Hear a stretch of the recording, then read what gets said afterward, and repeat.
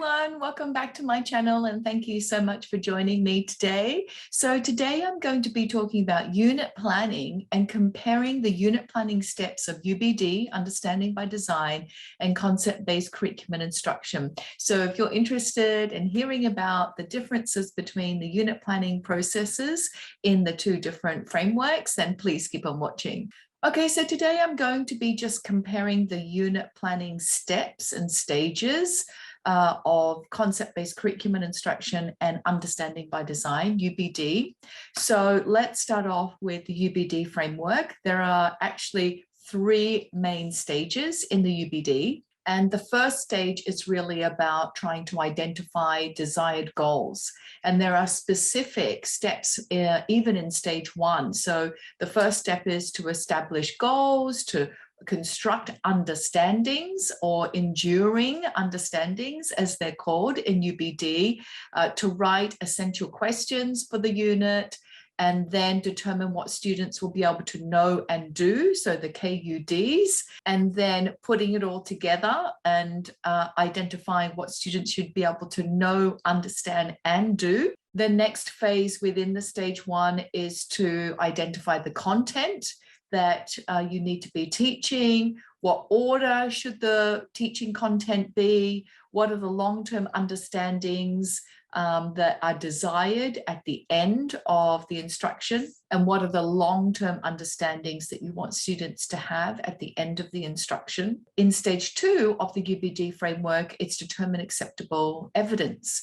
And this involves designing performance tasks using the GRASPS model, which is GRASPS, and then also identifying the different evidence that you'll be collecting of students' learning. And then the last stage is really planning the learning experiences and instruction. Some questions that we can pose when we're actually lesson planning in the UBD model are, what knowledge and skills do I want learners to effectively perform and achieve in terms of the desired results? And how can your students' learning activities help your students gain the necessary knowledge and skills that they need? Now, I would say in the concept-based curriculum and instruction framework, very, very similar in that, there is a real emphasis on conceptual understanding, or those enduring understandings is what UBD calls them. In concept-based curriculum and instruction, we call them generalizations. So in terms of the unit planning steps by my wonderful mentor, Dr. Lynn Erickson,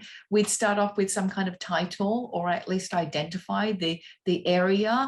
And sometimes you can wordsmith the unit title a little bit later once you actually know what the content of the unit's going to be. And then the most important step, I think, in concept-based curriculum instruction is to choose a conceptual lens, which is a broader macro concept. Sometimes they're called key concepts, to really help focus the unit and create that synergistic relationship between the facts and skills and the conceptual understandings. Now, after we actually identify that conceptual lens, it could be one or two. So you could have two key concepts to help create that synergy between the facts and skills and conceptual understandings. Then we create a unit web.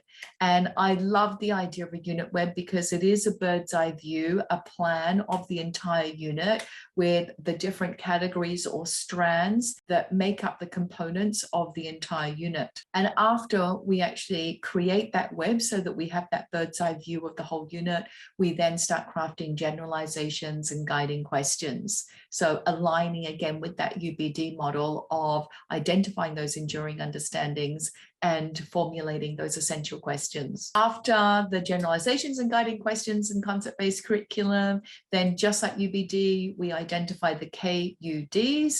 That is what we want students to know, understand, and do. And the understanding parts are actually the generalizations that you've crafted before. But the KUDs provide that critical content that we need in the unit planner. And then once we do that, we start planning the learning experiences and different assessments. And the framework that concept-based curriculum and instruction uses RAFTS, RAFTS, which is very similar to the GRASPS model in UBD. And then the very last stage in concept-based curriculum is to write a unit overview. It's like the provocation or the scenario that you're actually going to share with students so that you invite them into the learning space. So I hope you found that useful. I'm going to release a graphic and a side-by-side comparison of the unit planning steps in the future. So keep an eye out for that. And if you have any questions, then please feel free to put it in the comment section below. Thank you again for joining me, and I hope to see you next time. Bye.